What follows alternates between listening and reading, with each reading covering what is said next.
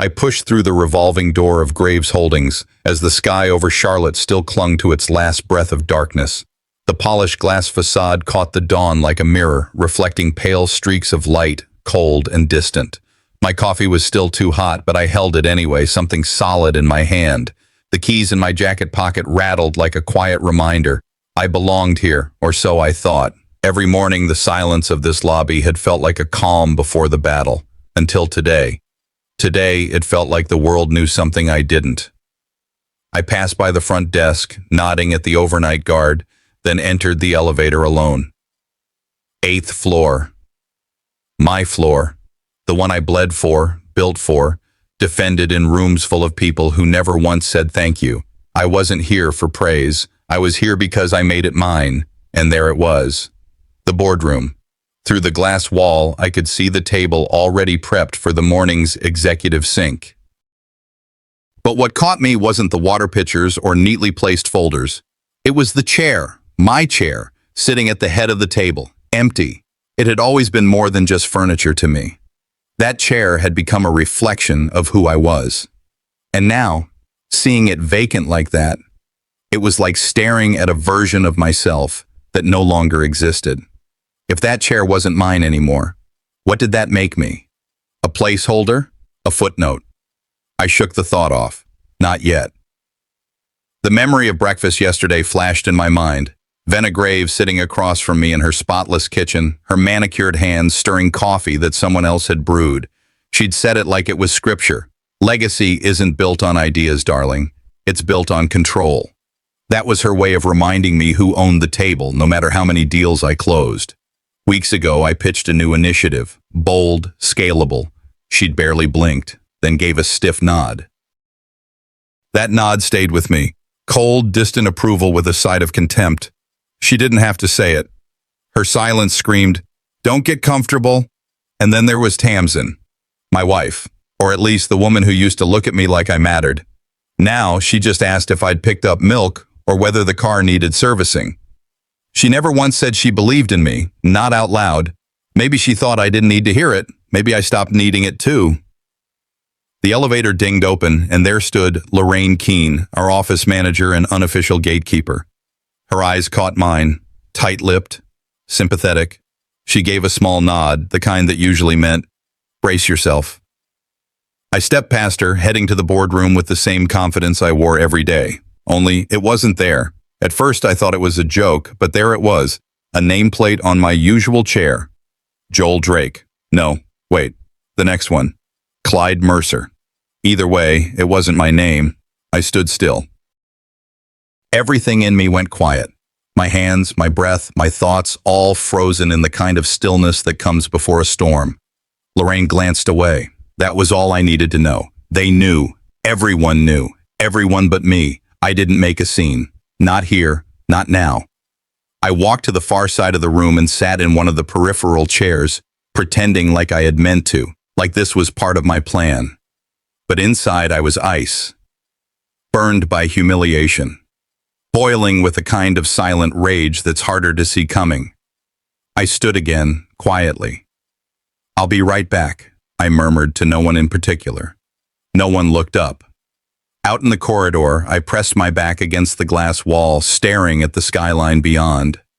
Shallow breath. Heart doing things I hadn't felt since I was a kid, being benched at the Little League game my dad didn't come to.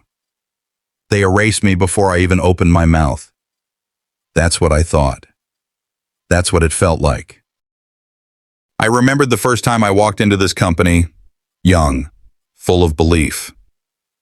Venna had smiled then, a rare, fleeting gesture that said, "Let's see what you've got." I twisted the ring on my finger, the one Tamsin gave me, a gift, a promise, or maybe just a band to mark territory. I never took it off, not even when I probably should have.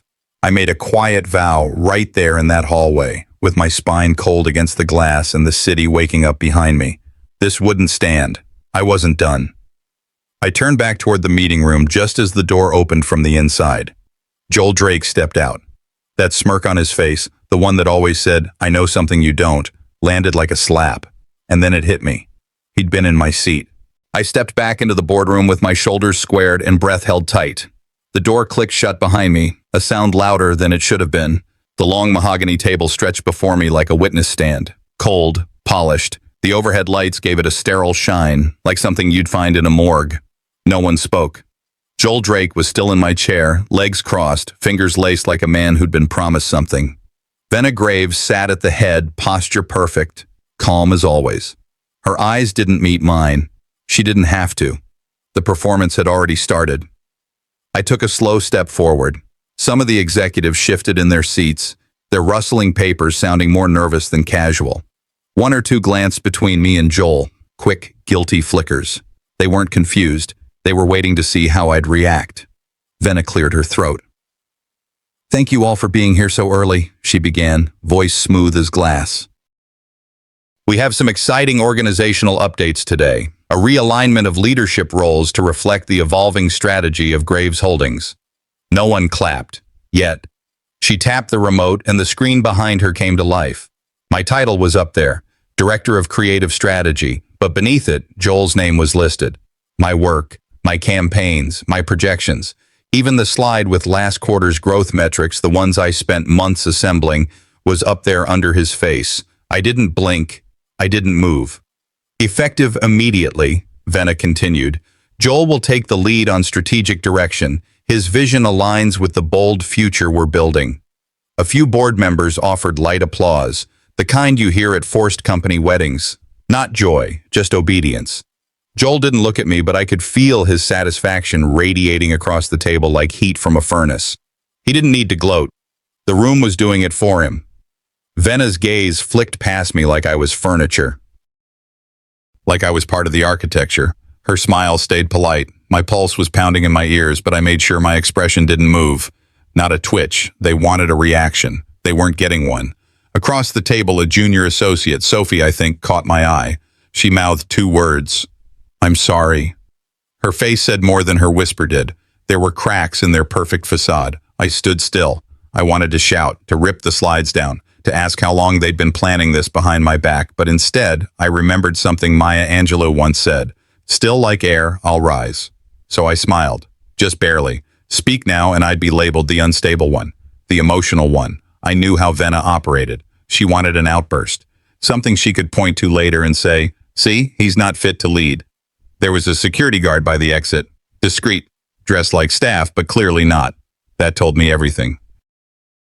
I let my fingers slide across the ring on my finger again. Same motion as before. Steady. Quiet. I didn't need to speak to fight. Not yet. So I waited. Venna went on about forward-thinking strategies and embracing next-generation leadership. I didn't hear much of it. Not really. I was watching, counting who nodded, who clapped, who looked away. When she finally paused, I stood.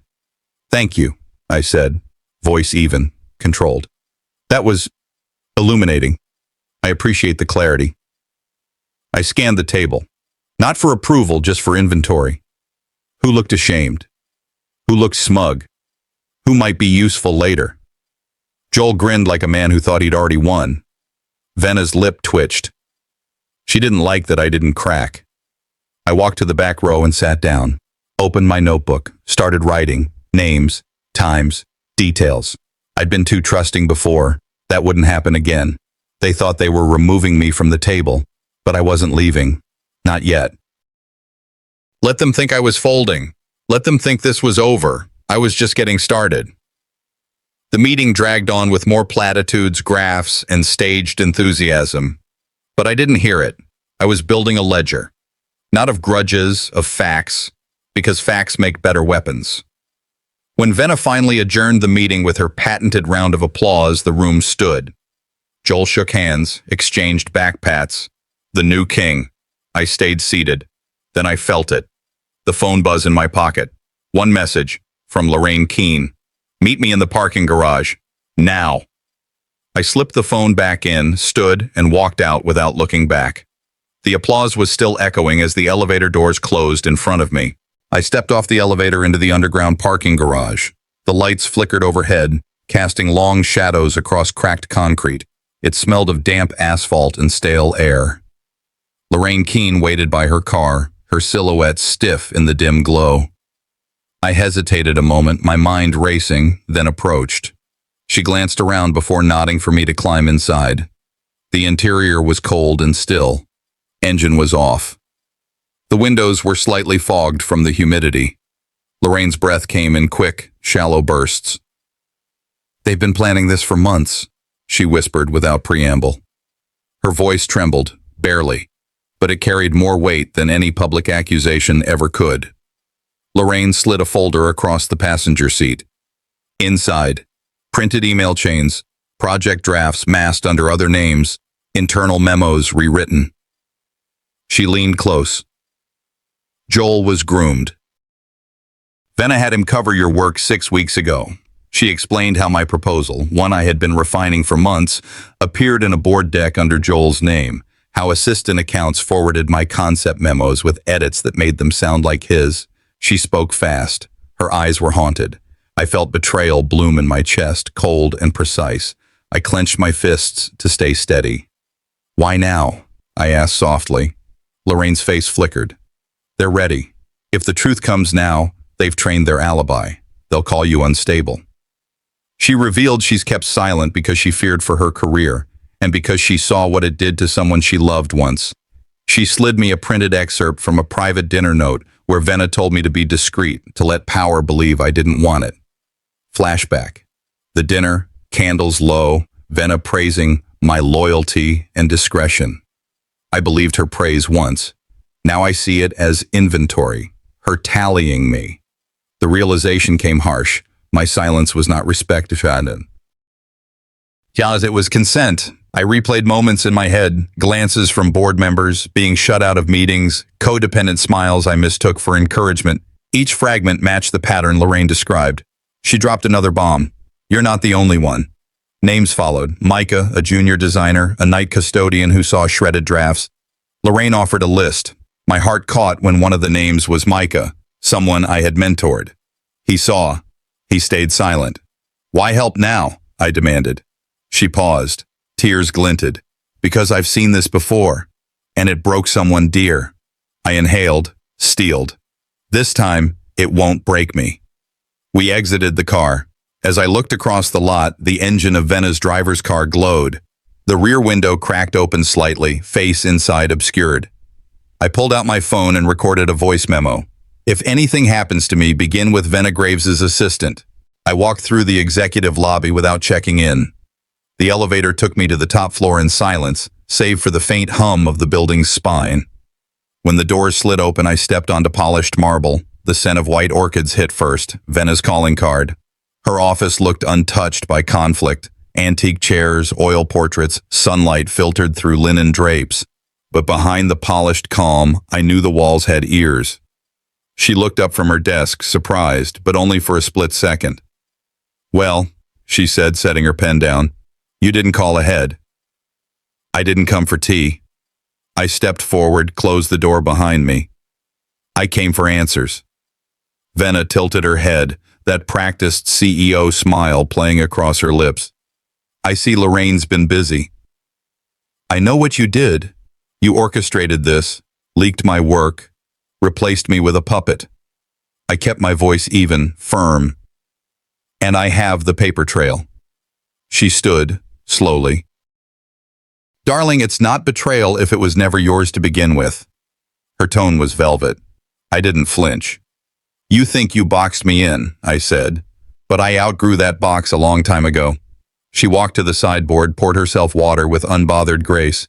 "You wouldn't be anywhere without me," she said, back turned. "You forget who introduced you to this room." "And you forget who learned fastest in it," I said. "That's why they're watching you now." She paused. "People talk, Venna, quietly, but enough." She turned. The look in her eye sharpened. "You trained me well," I said. "Maybe too well." A beat, then a smile, tight at the edges. I let it hang a second before I dropped the next piece. "You remember that confidentiality pact, the one you used to get rid of DeWitt?" Her shoulders twitched, barely, but I saw it. "You swore to never use it against your own team. I have your signature. And the email trail that proves you weaponized it. That could be a federal violation." I stepped closer. "I could make that call. Today. Her mask slipped then, just a flicker. You're playing a dangerous game, she whispered. I learned from the best. She set the glass down, slowly. If you push this, she said, voice low, I will bury you. You already tried, I said, smiling now. Twice.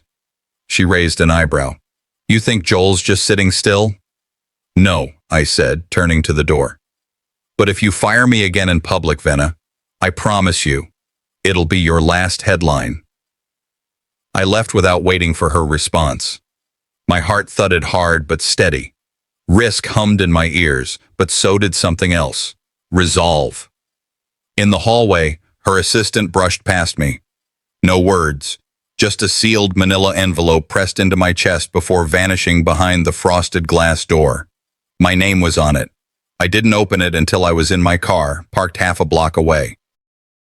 The air inside was hot, stifling. I ripped it open. Inside was a printed NDA, dated 3 weeks ago. I never signed it, but my name was there, and right beside it, Joel's initials. The envelope lay torn open across my lap, a single sheet of paper glinting under the dim glow of the dashboard light. It shouldn't have felt like lead, but it did. Dense, final, the weight of a verdict sealed before trial. My fingers hovered over the forged NDA, the paper still warm from my grip.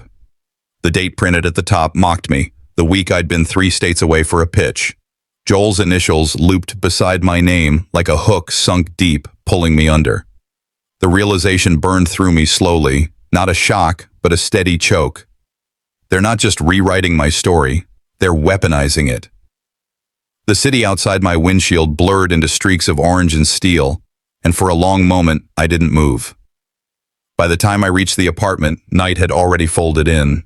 The place felt hollow, its silence echoing louder than any noise.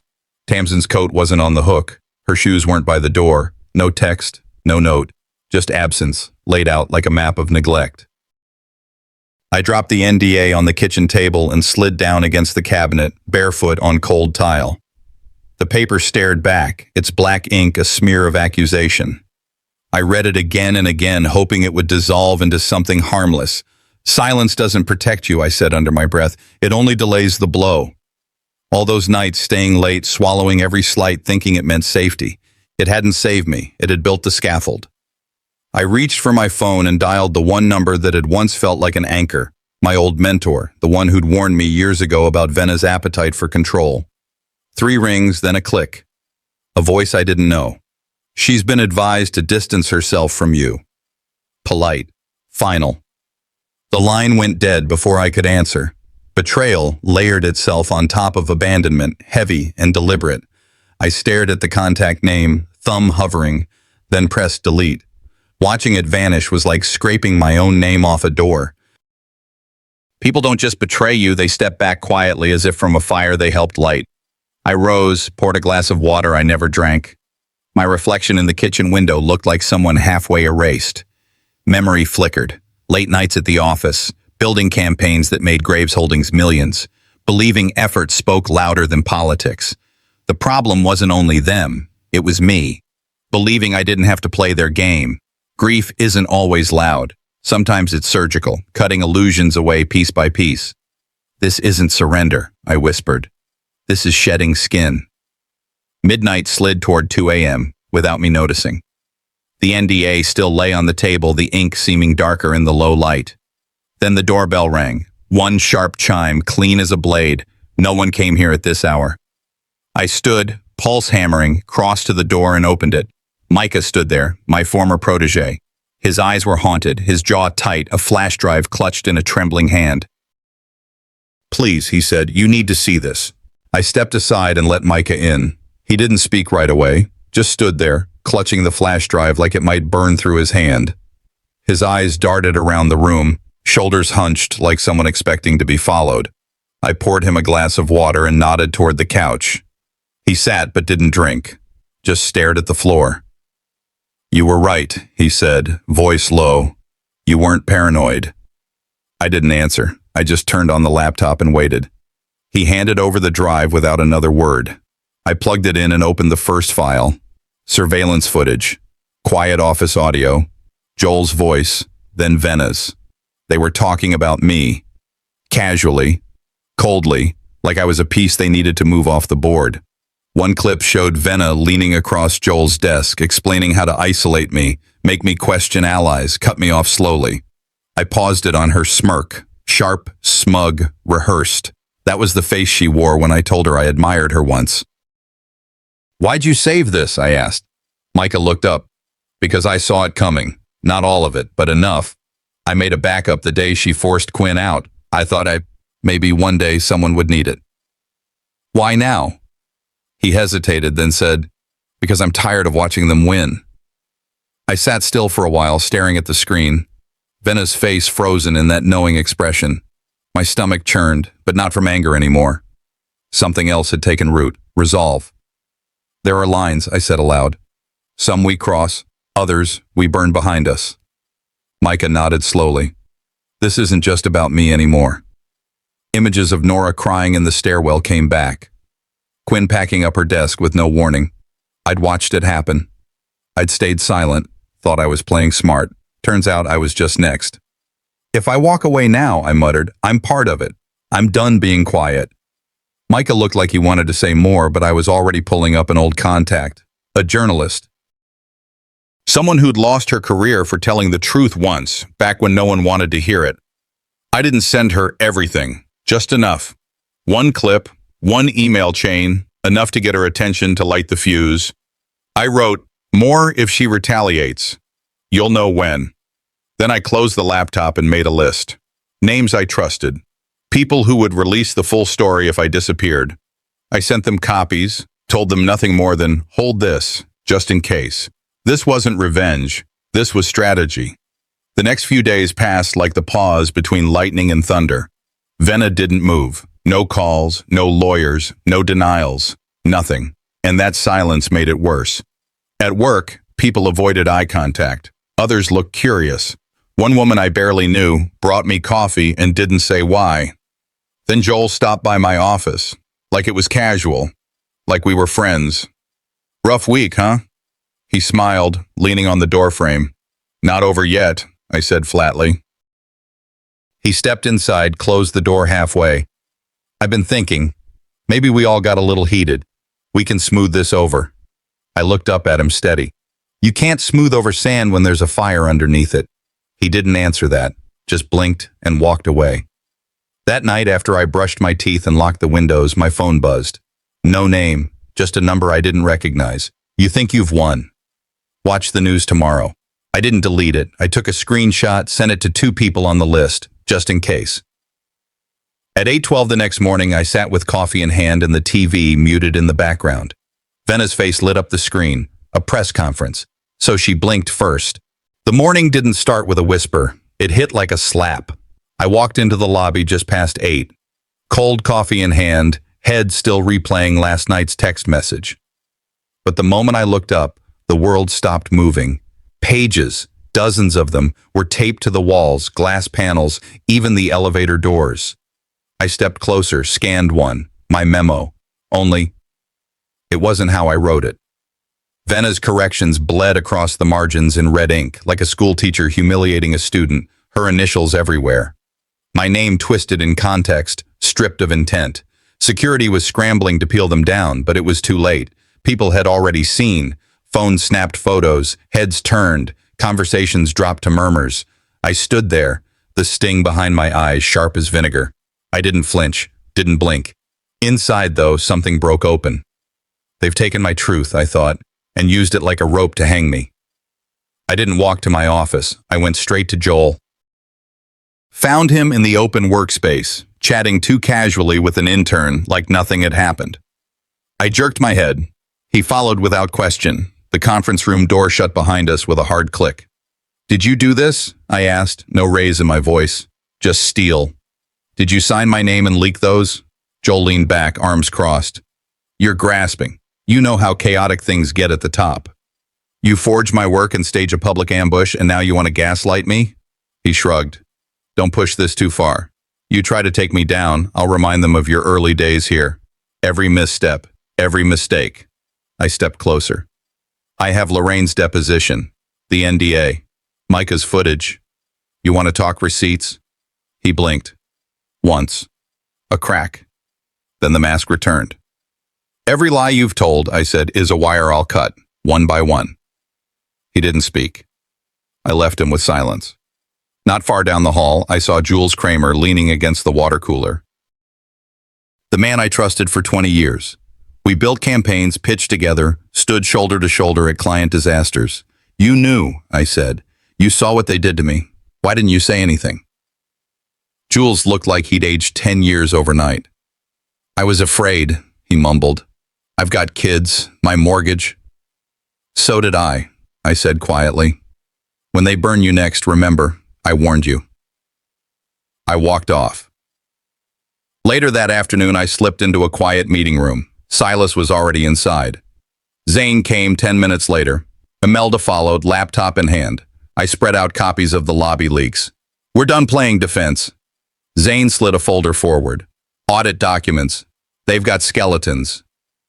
Imelda plugged in a drive. Board minutes, backdated approvals, enough to start tremors. Silas leaned in. If the press gets hold of this, I'm ready to walk. First headline, I'm gone. I looked them each in the eye. No more begging. They answer to us now. Inside, a thought rose steady. They built this box for me, but they forgot. I don't fight alone. We stood and opened the meeting room door. That's when the alarm started blaring, shrill, loud, repetitive. Down the hall, people turned, confused, unsettled. I looked at Silas, then toward the lobby. The glass door slammed shut with a mechanical thud. Red lights flashed. Then came the voice, Vena's over the building PA. Ladies and gentlemen, she said, calm and artificial, we are initiating an emergency lockdown. Please remain calm. The second the alarm cut through the air, I knew this wasn't about a fire drill or a tech glitch. This was control, pure and loud. Red lights pulsed across the hallways. A voice crackled overhead, too calm for the chaos it dropped into. This is a security breach protocol. Please remain calm and await further instructions. Staff stood frozen. Some clutched phones. Others looked around like they expected someone else to make the first move. It was the kind of fear that didn't shout. It whispered that something deeper was going on. I stayed still but not passive. My eyes scanned the exits, the eyes, the shifting feet. She's not securing this building, I thought. She's barricading herself in. My phone buzzed. Silas was stuck on 14, Imelda on 9. I headed to the main floor cafeteria. It had wide glass panels and the only room big enough to hold the growing group of staff. Jules was already there. So was Micah. A few junior analysts looked like they hadn't slept in days. Then Joel walked in.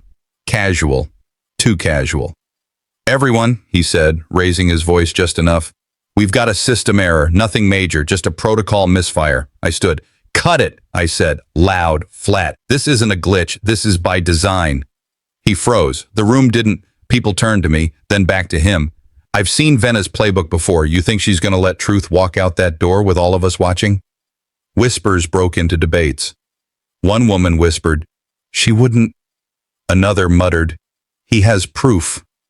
Lines were drawing themselves. Micah's voice cut in from the back. The firewalls are down. Everyone turned. He walked to the center. Files are being accessed. Whistleblower archives. Live deletion. I didn't hesitate.